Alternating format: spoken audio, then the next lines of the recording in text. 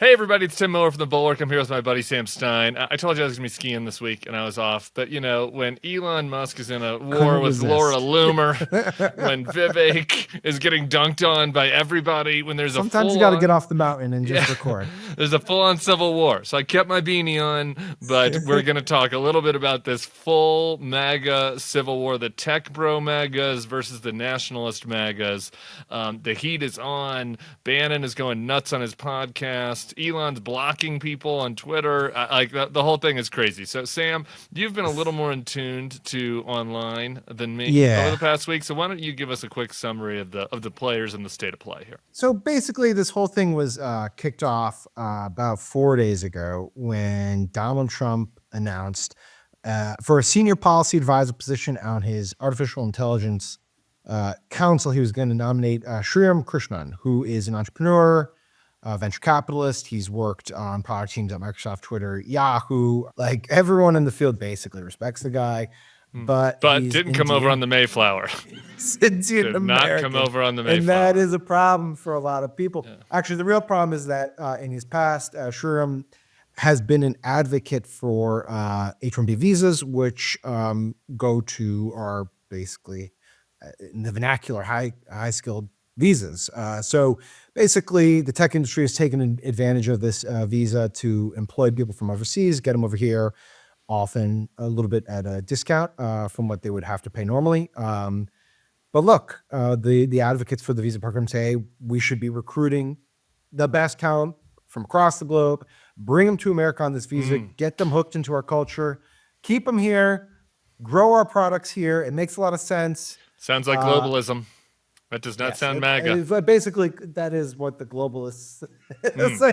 Here we are. And so here we are. And for the past 3 days, it has been just this absolute intense fire on Twitter where what I would call the OG MAGA, the nativists, are just like, absolutely not. This is disturbing and disgusting. And then the tech bro MAGA, which is like, wait a second, this is how we do shit. And, what are you talking about? We obviously want to bring skilled people here from other countries rather than having them stay in their countries. And it's just gotten really vicious very quickly and all consuming. For starters, do the white nationalists or the tech bros celebrate Christmas? I like, how was this all beginning happening? To wonder, like, be I with would your families. I would understand if there was like an intra-Jewish, fight between, over like what Chinese restaurant to go to. That's something your people could bicker about. But my family did fight about that. We just didn't do it on Twitter. I understand that. Why weren't these people? I guess they're not loved. It's a lot of divorced dads, I think. They're not loved. But at one point on day 3, I perked up and I was like, do these people have like anything else to do? Apparently anything not. like be with your kids, touch grass, like do like anything. And apparently other we than don't just either. Arguing with each other on Twitter. It's nutty. We're here talking about it, so apparently yeah, but we're on day 5. We're on day 5 now. Yeah, it's true. Okay, so to me, I'm an outsider, so it's possible that were some other more influential posts in this posting battle, particularly the Elon versus Loomer battle. Loomer is the kind of far right, right? Okay, you'll get to that. But the key, I think, post that I've seen as far as the memes and the joking has come from Elon's partner in crime at Doge, Vivek Ramaswamy. Vivek, you might know, is also of Indian American heritage, so he's coming to the defense of the AI advisor and coming to the defense of the fact that this is why America does need to bring in people on H-1B visas. He sends a very long post, so you can just kind of scroll through here, not the old traditional 280 characters, but the nut of it is this: our American culture, it's interesting. Our American culture has venerated mediocrity over excellence for way too long. That doesn't start in college, it starts young. A culture that celebrates the prom queen over the math Olympiad champ, or the jock over the valedictorian, will not produce the best engineers, Vivek says, chastising the USA. A culture that venerates Corey from Boy Meets World. Poor Corey catching strays. Or Zach. Corey. Or Corey was just a normal dude. Or Zach and Slater over Screech in Saved by the Bell. Quick fun fact: Zach actually did better than Screech on the SATs. That's a very important episode of Saved by the Bell. Hold on. They all went to the same college in California U. The only one who had problems was Jesse, who got hooked on caffeine pills, got too excited, got a little scared. Can't sing tonight. Yes, I can! I'm so excited! I'm so excited! I'm so scared! But everyone ended up in the same place, okay? Yeah, Vivek saying we should have been honoring Screech over Zach, even though, again, Zach did do better on the SATs, got into Yale, decided to stay at California. Anyone of the age of you, me, and Vivek should know this. Clearly, We know Vivek. this. Clearly, The Vivek should college have. years, Vivek, the college years. Clearly, he Come wasn't on. watching enough Saved by the Bell. Okay. Anyway, and he also says the culture was celebrating Stefan Urkel over Steve you know Urkel what? Okay, in Family Matters. he's right about that. Stefan or Kel, but Stefan was kind of cool, man. He was And like smart. a Slav. Yeah, he was. Okay, so in short, the culture that celebrates Corey, Zach, and Slater and Stefan will not produce the best engineers. And then he goes on, fact, I know multiple sets of immigrant parents who actively limited how much their kids could watch those TV shows precisely because they promoted mediocrity. That is insane. Those there's no parents are way. insane, and those There's no children way. can't speak. Those children are not a part of society, and I think that is going to hurt their rise. Do you think that Donald Trump's parents were preventing him from watching the Andy Griffith Show or whatever was fucking on TV in 1932 when he was no? Okay, like you're like this is so out of the whole MAGA ethos. I wrote this, Sam. Could you imagine if Kamala had said this? Could you imagine if Kamala had been like, my mother, the reason why I've succeeded is because my mother's Indian immigrant culture is so much better than the American culture. And the Americans, they're celebrating these toxic men like Riggins from Friday Night Lights. That's not how it works in India. Like, if she had said that, Trump would have won 50 states. Like, what is Vivek doing? What was the dorky quarterback, the backup on Friday Night Lights who ended up getting the starting job? Oh, yeah, Matt Saracen. Yeah. That's the character you want to celebrate. He starts as a dork, escalates, becomes the starter on the best gets the high school coach's team daughter. in Texas. Yeah, good. That's the one. Look, this was the most. I got to be honest. I kind of want to know what was going through his head when he hit send that or post him that one. He probably thought that was just. He's like, I got it. This bit's gonna part the seas. Everyone's gonna say, "Wow." He really summarized it in a way I can understand. Great point, Vivek. Saved by the Bell fit. I get it now. I should have been, venerating Screech, not Zach. And I mean, what a dumb tweet. It's just so stupid. And I just can't believe he thought. I can't believe he thought that hitting send was a good idea in that one. It also shows, I mean, the underlying serious political point of this is just how many of these guys are faking MAGA. And they don't know, they don't get it. They don't get, they are not in touch with most of the MAGA voters are genuine. I think they're wrong, but they're genuine about their nativist views. That is the fundamental element of data. And all these fake rich guys pretending like they can do a few racist memes, to throw some red meat at these voters, and that they'll be happy if they let a bunch of Indian immigrants take the jobs of Americans, allegedly. Like that you don't understand MAGA at all. It's all fake. I think this is what I think happened. I mean, this is not as bad an overgeneralization as Vivek's tweet, but let me try to match it. Obviously, the only ideological through line of Trumpism is nativism. It's what he was talking about when he went down those, escalators. It unites tariffs and immigration. And everything. It's going back to the exterior is coming to get the interior, block them out. What happened in this last cycle is that the tech sector glossed onto Trump for a couple reasons. One is because he was basically saying anything they wanted. So if you went to him and was like, "Look, this TikTok ban that you support is bad," he's like, "If you pay me, I will reverse my position." He was against censorship online, and they thought censorship online is a bad thing. And they never really got to the fundamental problem, which was immigration. Now, you remember the All In guys, they had Trump on. Yeah. They talked you're about talking about this. This is David Sachs, and I've had Jason And they were Kalkis like, on the well, pod. he gets it. Look, he said something to us that shows he gets it.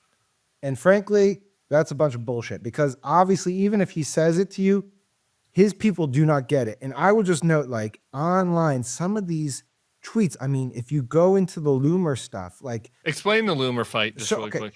So Loomer, if you don't know her, Laura Loomer is a wild conspiracist who has been around Trump world since the inception, basically.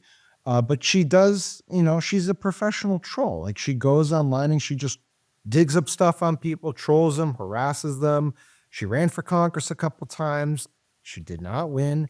Or in the fall, she was pictured next to Trump at 9/11 at the memorial. People were like, what is she doing there? Like, this is bad. And so she was exiled. But she's basically, in the last couple of days, has done something that I would have thought totally inconceivable and remarkable. And I give her some credit for pulling it off, honestly, which is she went on Elon Musk's platform and turned the whole crowd against Elon Musk. And she basically was like, look, and I'll read from it, because she's opposed to this H-1B visa stuff that they're pushing. She says, the elephant in the room is that Elon Musk, who is not MAGA and never has been, is a total fucking drag on the Trump transition. And then she, of course, tags Donald Trump. He, Musk, is a stage 5 clinger who overstayed his welcome at Mar-a-Lago in an effort to become Trump's side piece. Jesus Christ. And be the point man for all of his accomplices in big tech to slither into Mar-a-Lago. He goes on and on. But she basically took the dagger, multiple daggers, and just was shivving him.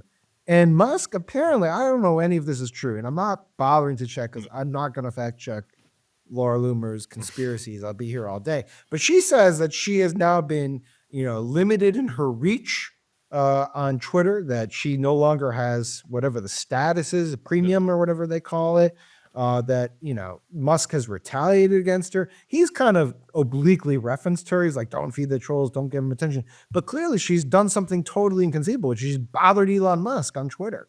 Yeah, a lot here. You hate to hand it to Laura Loomer.